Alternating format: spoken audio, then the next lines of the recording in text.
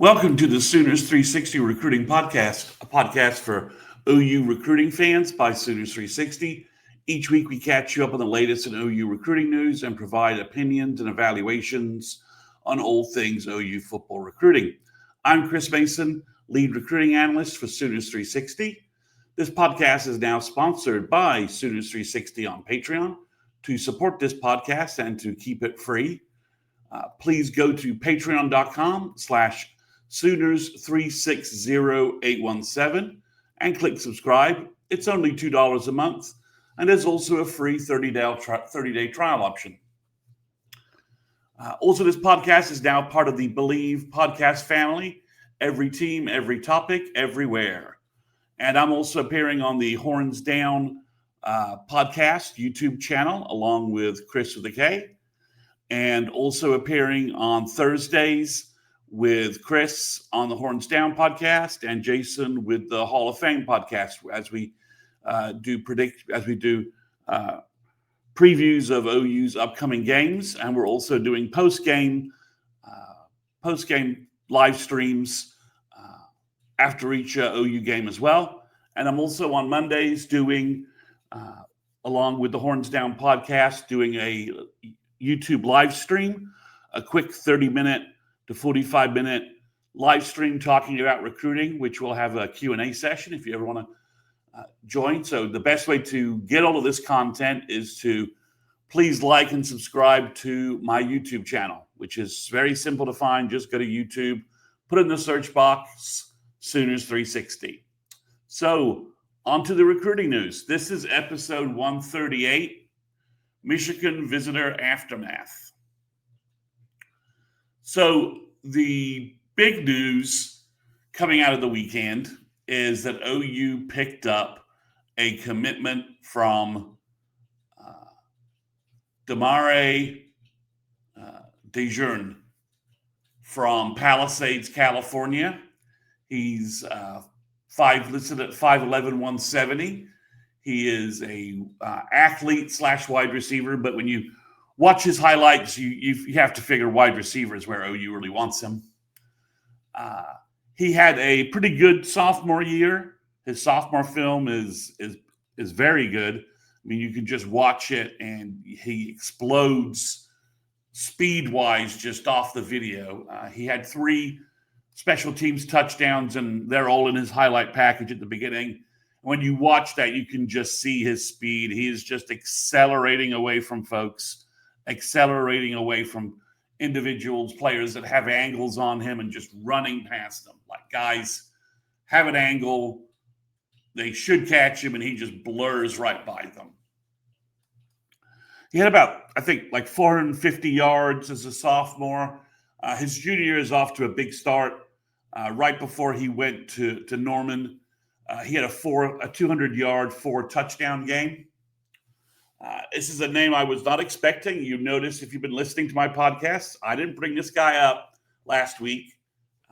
Didn't mention him, and despite mentioning a bunch of names, and we'll get to a big list of names coming up.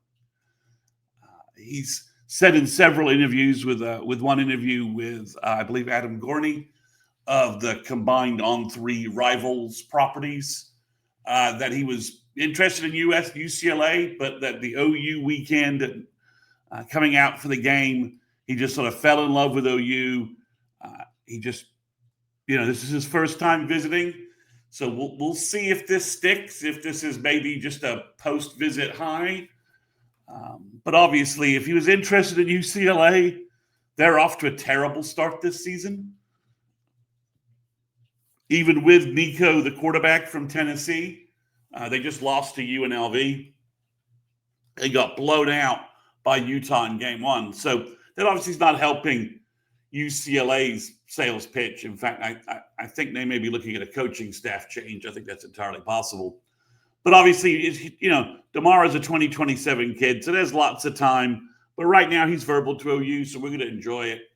And when you watch his speed and you think about how OU could use him, I think, DeMar was probably watching how Isaiah Sategna was used at the game, maybe a little bit of how Deion Burks was used, and was imagining himself sort of in that mode as a player. Easy comparison. OU comp based upon his speed, and he's run a 10.3 100 meters. He's a track star. He routinely runs sub 10.5, has since his sophomore year. So he's got elite speed. So, the obvious OU name in terms of a comp that you could leap to with that kind of speed is maybe Hollywood Brown. But he definitely, it's interesting because I think most folks, OU just got a verbal commitment for 2026 from Xavier Okafaluze from Tulsa Rejoice Christian Academy, and he's 6'5", 200. And OU did not make a big move for Mason James, so from Norman North, who's a smaller wide receiver. So there's some belief that OU doesn't want smaller guys and that they're only just going to offer big receivers. And obviously this throws that off, and so does some of the other offers that have gone out and some of the players OU's recruiting. If you are a smaller receiver, OU wants you to have an elite trait. And Damare has his elite trait is just elite speed. So it was kind of this sort of picked up. He verbaled on Tuesday, but it was Sunday night. You started seeing all these predictions from a number of national recruiting writers. So it looked like there was basically he had verbaled to OU, and we're just waiting on a graphic to get created for him to go public. So this is a bit of a surprise, but it just shows you sort of the extent and reach that this weekend just had for OU. It had players from California, Florida, as I mentioned previously, North Dakota, just Arizona, all over the place. So, this gives an example that OU, that they were going coast to coast and bringing visitors in. And as I previously mentioned, with the hire of Stacey Ford from UCLA, if you're not familiar with who Stacey Ford is, he's part of the team that works for Jim Nagy, and he was basically sort of the assistant GM for UCLA and was hired by OU. So he brings a wealth of California connections and West Coast connections. So don't be surprised if OU makes a bigger move in California for California talent. Nagy's sort of been quoted in some talks, some different podcasts and interviews that, OU is now technically the westmost SEC program. So if you want to play in the best league, play with the best talent, if you're on the West Coast, Oklahoma is sort of your easy landing spot, that you don't have to take 2 flights. You don't have to go all the way, into the heart of the SEC. You can just fly into Oklahoma City, be in Norman in about 30 minutes. So Nagy, I think, with the hire of Stacey Ford and with his comments, obviously feels like that's a possibility. That's something OU can kind of pull off. Is an improved presence in California and probably Arizona as well. We'll talk about at least one player visiting from Arizona, and obviously OU got the Jandro twins in this year's class from there. So that's been the big story post Michigan. Pre-Michigan, it leaked. Well, it didn't leak.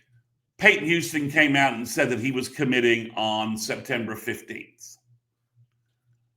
And it had been rumored to be a USC and OU battle, with some folks presuming that Peyton Houston, and I talked about him a bunch, but I'll give you a quick recap. Obviously, he's the Christian Evangel quarterback from Louisiana. He's about 5'11", 6 foot, 200 pounds.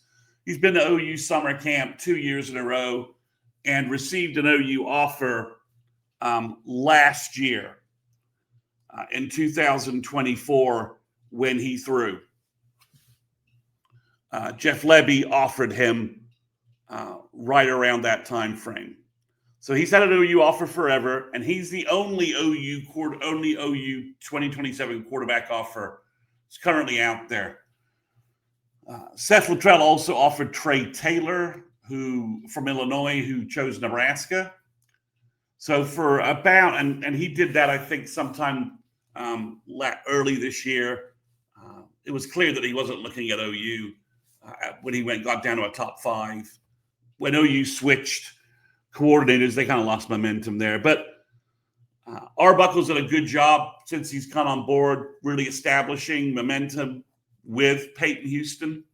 And again, Peyton Houston was back at OU summer camp, throwing for Ben Arbuckle this summer. So OU's been firmly there. USC as a favorite has been tied a little bit to USC getting Booby Feaster, the 2027 wide receiver from the Dallas area who reclassified to 2026 and chose USC. He's longtime friends with Peyton. They're very, very tight. So that had been presumed to kind of give USC an edge. But right after his decision went out, after his public announcement that his decision was coming up, and also public announcement, I'm not doing any more interviews. I'm done. Don't bother contacting me. Once I've made my verbal commitment, I'm happy to do interviews again. There may be some embargoed stuff that goes on this weekend so that the recruiting services have content to go immediately after the announcement. It's not sure if it's going to be just a graphic release or if he's going to do some kind of Zoom YouTube announcement thing. Damari did that, quickly put together YouTube announcement with On3 with Steve Wiltfong, where it was basically a Zoom call.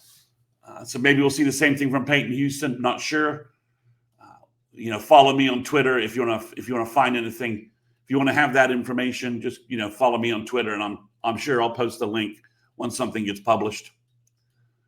So the momentum for OU has picked up greatly.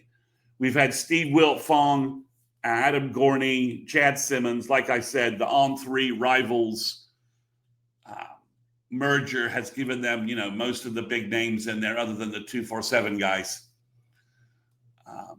who are still out there. They still have some good sources. But the On3 Rivals kind of conglomeration of guys all started saying OU is going to win the Peyton Houston recruiting race. So, and that news started kind of building the same time as Peyton was in Norman this weekend. No one has an interview with him to find out how it went because, as I said, he's kind of got an immediate blackout this week leading up to his verbal commitment. So we don't have any firsthand interviews from him about it, but I think it's awfully coincidental that he announces that he's making a decision right after the OU visit and right before the OU visit that he's going to make a commitment. Now, we'll see what's going to go on. He will visit LSU this weekend for their game with Florida. I think that was booked a long time ago, so he's going to follow through with that. LSU obviously would like him, and LSU, though, may have burned a little bit of a bridge with him because unlike OU, who have just made Houston their focus the entire year, for the last 9 months, Ben Arbuckle can legitimately say that unlike the Bentley O'Neill situation where Arbuckle was really kind of recruiting 2 guys at once and really was kind of making a mess of the situation to a certain degree. This year, for 2027, it's been Peyton Houston only. Now, LSU has been very focused on an in-state quarterback named Elijah Haven, who is ranked ahead of Houston. He's bigger. He's like the prototype. He's 6'4", 215. But it looks like maybe, and for a while, it looked like LSU was going to be the natural landing place for him, especially after losing Underwood to Michigan last year at the last minute. Looked like LSU had the money to get Elijah Haven, especially after they lost Bo Bentley in the 2026 class. But and we'll see if this. We'll see what happens with this. The 2027 kids are starting to find their landing places, and the rumored landing place for Elijah Haven is Florida. That appears to be where he's interested now.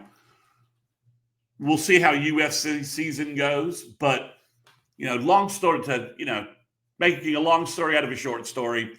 LSU lost momentum with Houston by prioritizing Haven, whereas OU has made Houston their priority for 9 months.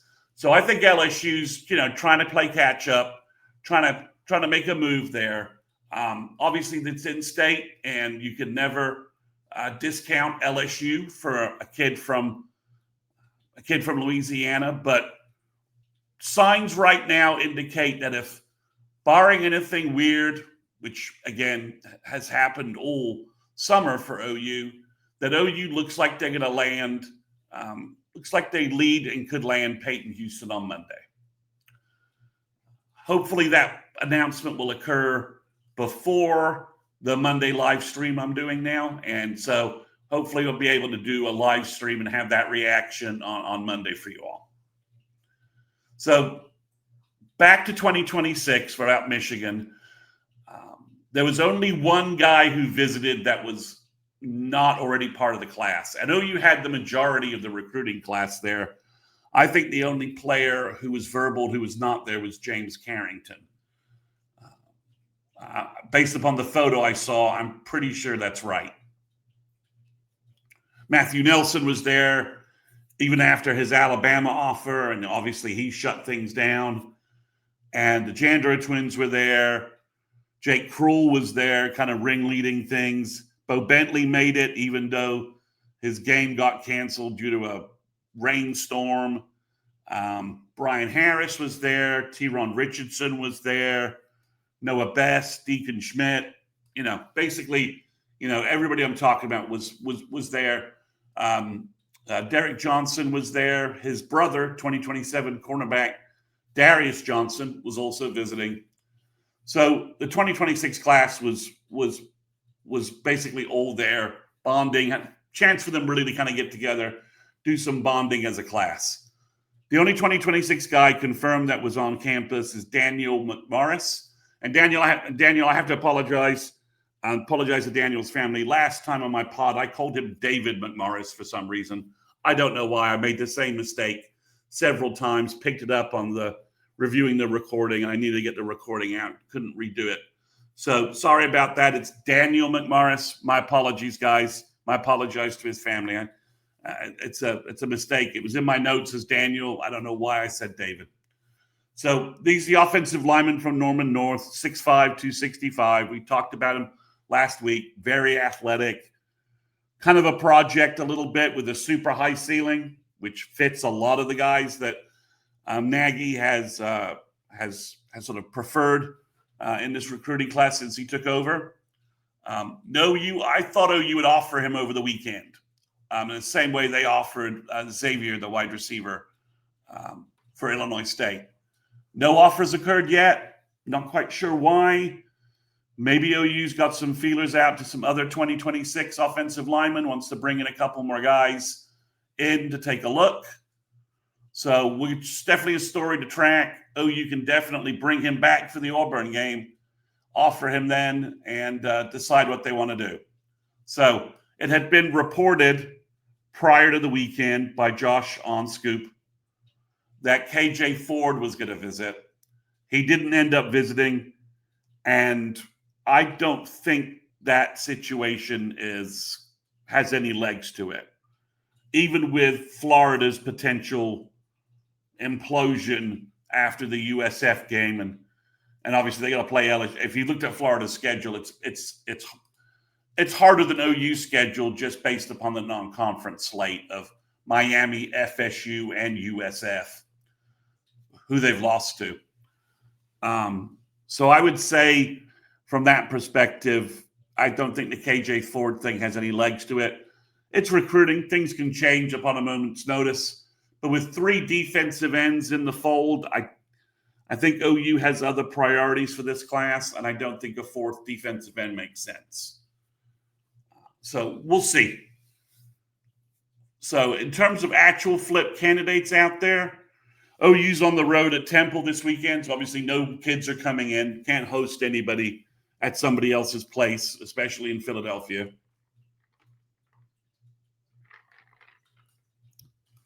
But the two names that are still out there are Braden Allen, the wide receiver from Louisiana, and Jacob Curry, the linebacker from the Miami area. I would say they're both probably still in play. Curry's getting a big push from Miami. It's probably made that situation harder. Allen's getting feelers from several other SEC schools. So OU's got their shot in 2 weeks. We'll see if they can, 2 weeks. Well, 8 days, 10 days.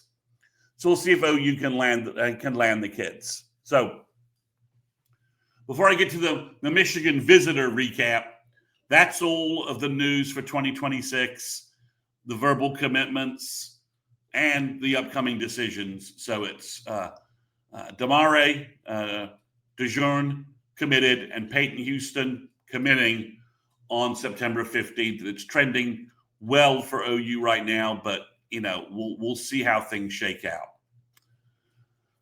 All right, I'm going to blast you with a bunch of 2027 names for the Michigan weekend that just occurred. So I'm going to hit the 4 or 5 stars and just confirm that they visited. So Cooper Hackett visited on campus in an OU polo, despite being a Texas Tech commitment. Jalen Brewster, the 6'4", 300-pound, 5-star defensive tackle, also back on campus again. Joshua Dobson, the South Carolina prospect, maybe the number 1 cornerback in the country, 6'1", 6'2", 180 pounds.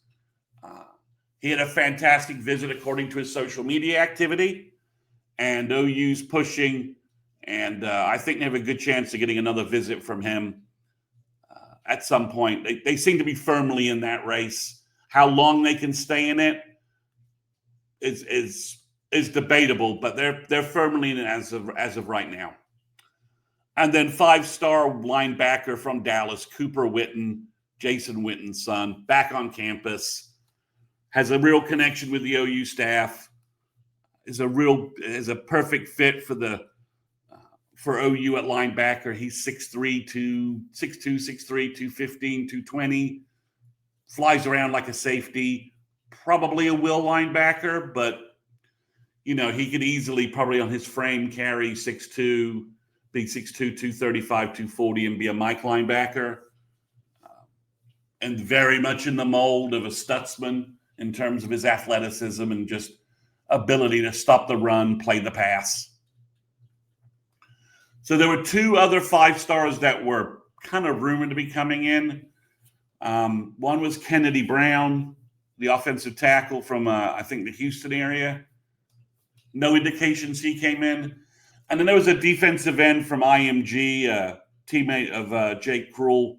I have not seen any social media evidence to indicate that he came in. So there were always going to be some cancellations and getting those 2 guys in. OU may have actually maybe moved Brown off to focus on Cooper Hackett and ask Brown to come up for the Auburn game. And it's possible that with all the all the 2026 defensive ends on campus, maybe OU did the same thing with the IMG guy. We'll see how that shakes out. But there's no social media evidence that they visited. I'll go back and look again, but I can't find anything, and no one's reporting it, and and they're 5 stars, so no one's reported an interview or anything like that. So 3 names I think, and I've mentioned before, that I think OU really would like as part of their class, and I think OU probably has a lead for them. The first one's Montre Jackson, the cornerback from Garland, 6'2", 180 pounds, super athlete. He's visiting Texas this weekend, coming up.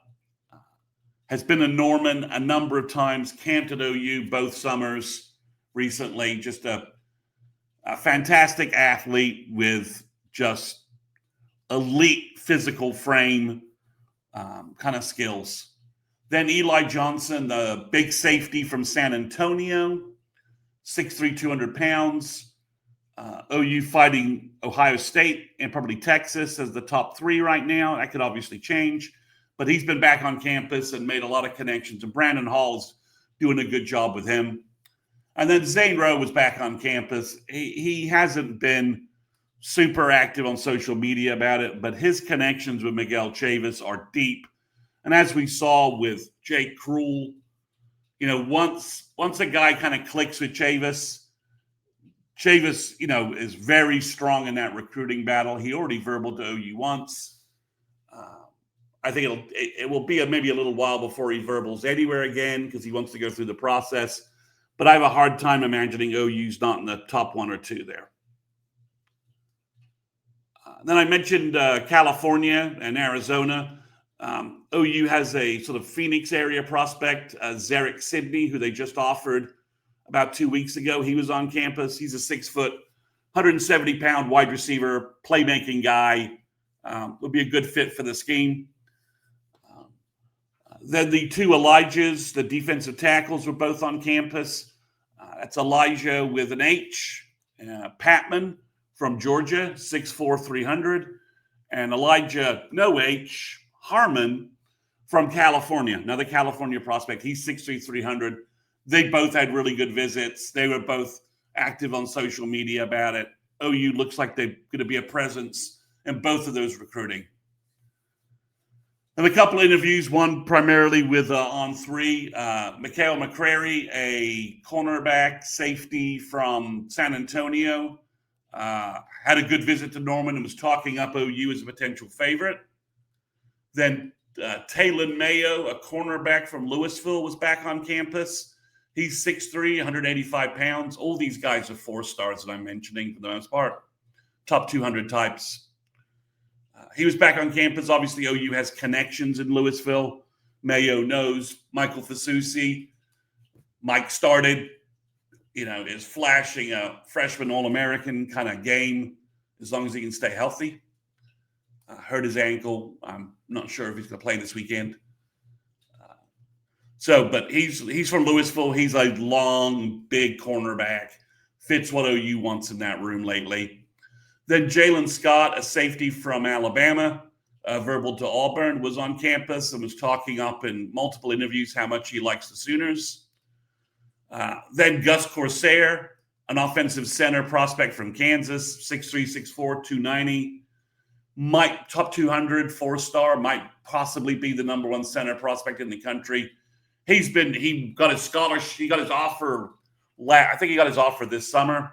But he's been to OU's camp 2 years in a row.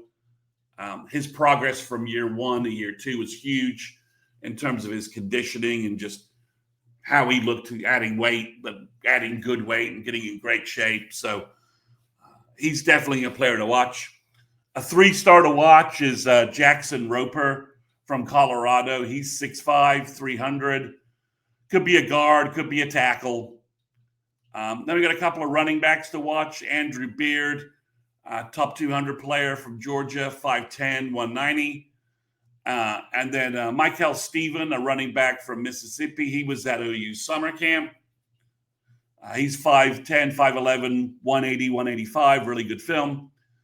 And then just to make sure, I keep mentioning it, we all saw how good Torrey Blaylock is as a freshman. He has a younger brother in the 2027 class, cornerback Trenton, having a great start to his junior year based upon the stuff his dad's posting. His dad, Derek, is a good follow on Twitter. And he's 6'1", 175 pounds, could easily be 190, physical, could be a safety, could be a corner.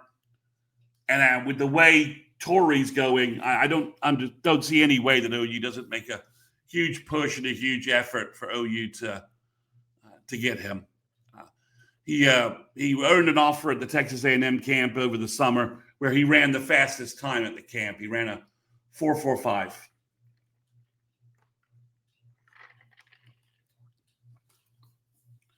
All right, 2028. there were five big, there were more than that, but there are at least five big names you could identify from their social media traffic.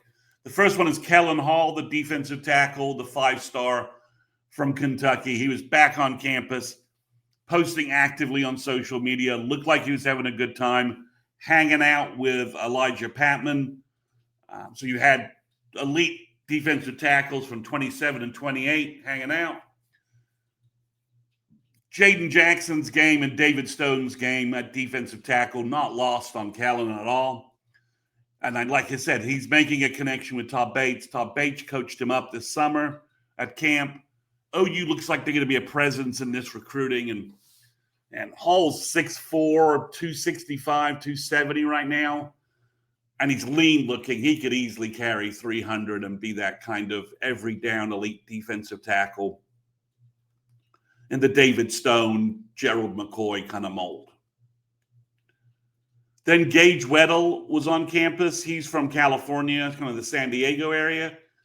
He's a safety quarterback. OU's basically recruiting him, and I think they'll probably push safety because Gage's dad is Eric Weddle, who was a 6-time Pro Bowler with the Ravens and the San Diego Chargers. So he's the best athlete on his high school team, so he plays quarterback. But I don't see any way that Brandon Hall doesn't say, no. Son of a 6-time Pro Bowl safety, that guy's playing on my side. So we'll see how that shakes out. But he's connected to OU through Tony Jefferson. Eric Weddle and Tony are longtime teammates and friends. So OU looks like there'll be a presence in this recruiting. And Weddle's first impression of OU was the Michigan game. So that's going to embed a little bit. The OU fans, just a special call out to the OU fans. Every recruit, every interview I've seen, every interaction they're talking about on social media, talked about what a great atmosphere it was, how great the fans were, that they met fans were friendly. Everyone was welcoming them, that it was just it was a buzz atmosphere. It was electric. And that's all credit to the OU fans. Obviously, game day, Pat McAfee, Josh Pate, all of those people being in Norman helps. But the OU fans just put on a great show, cheering throughout. Obviously, the game went into the fourth quarter. It was a little tight. That kind of drama helps. But, if you're an OU fan and you were at the game on Saturday, you've been hearing these comments from Jim Nagy and Brent Venables. I'm just relaying them. The OU fans put on a great event for the 75 to 80 kids that were on campus. Mentioned by every one of them how great the fan base was, how electric the atmosphere was. So if you're at the game yelling and screaming, and they were mentioning the tailgating in the North Oval and just tailgating across campus and all the fans everywhere. And, it got lots of mentions from fans. From players, prospects. That stuff doesn't go unnoticed. OU, with some of these guys coast to coast, was only going to get a chance to make a first impression in order to get a second and third and fourth. And they did that. OU did a great job on the field, and the fans did a great job during game day.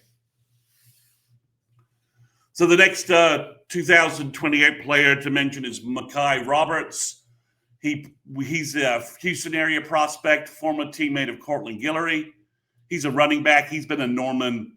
Sorry, it's not Roberts. Let me fix that. It's Mekhi Rhodes. My notes are wrong there. Sorry, it is Mekhi Rhodes. I don't want to make another name mistake there. Mekhi Rhodes, he's 5'10", 185 pounds, having a great sophomore year, really productive as a freshman. He's been to OU camp. DeMarco's made him a priority, offered him as a freshman, based obviously on contact with the program in Houston. They obviously let OU know, look, we got a star freshman running back. DeMarco saw him. He camped at OU. So those connections are strong. And then from the Tulsa area, Camion Compton Nero, athlete, probably a cornerback or wide receiver for OU, although he plays quarterback for his high school. He's at Rejoice Christian Academy in Tulsa, same school as where Xavier, the new wide receiver Verbal, is from. He's already a top 75 player in the nation, and he's an elite athlete. So he could easily rise higher in the rankings. And then I've mentioned this guy before. He got an OU offer a couple of weeks ago. His name is Barron Marshall. He's a wide receiver from Kansas, 6'3", 185 pounds. He's a top 100 guy on the 2028 lists. And OU's connection here is Trace Rudd, the kicker in the 26 class, teammates with Marshall, buddies with Marshall. Marshall came with him to the game. So OU's got a connection to stay there and stay in that recruiting battle. So OU made some more offers lately. I think I got most of the names here, but there's been so much traffic going around. Just bear with me in case I've missed something. I'll go back and do some research. The first guy they offered is Mason Ball, a running back from Arkansas, 6'1", 185 pounds, 2027. His footage is really good. And then they offered Julian Caldwell, wide receiver from the Dallas area, and he's been blowing up in the recruiting rankings. He's off to a hot start, like a 10-catch, 3-touchdown, 250-yard game week 1. OU wanted to wait to offer him in person. Emmett Jones made that happen, and Caldwell, in interviews and social media activity, seems to be pretty high with the Sooners. Then they've offered Bode Sparrow. That's his name, from Utah. He's a 4-star. He's a wide receiver or safety. His stats and his film at both are very good. So it looks like Emmett Jones is maybe leading that. He's 6'3", 195 pounds, big kid. The name I don't know that much about. The offer just happened. I don't know if OU has any connections there, if he's high on the Sooners or not. And then in 2028, OU just offered from Arkansas, Chase Hancock, a wide receiver, 5'10", 160-pound guy. Obviously, he just had his freshman year, about to play his sophomore year. So plenty of time for him to grow, get bigger. But he's a speed guy. Track speed, seems to be, has really good footage, playmaker, but, he's got that elite speed trait. So that's all the information I have for you guys tonight. Thanks for listening. Make sure you subscribe to the podcast if that's your preferred format on your platform, and on your platform of choice. Please don't forget to leave a rating. Also, you can subscribe on YouTube. Just go to Sooners 360. Look for the channel. You'll see the content. Click the subscribe link. That helps me greatly.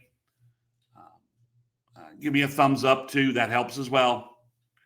And finally, please visit patreon.com/Sooners360817 to subscribe for more recruiting content. Sooners 360 on Patreon directly supports this podcast in all of its formats. YouTube, audio, keeps it free, enables me to provide you with, quality podcasts every week on recruiting. So please go to Patreon and look us up. Just go to patreon.com, and then you can look up Sooners 360. That's easier for you. But and again, thanks for everyone for listening. And we'll be back next Wednesday, with another podcast. And on Monday, I'll be doing a live stream with Christopher K doing a short recruiting Q&A. Thanks again, and see you next week.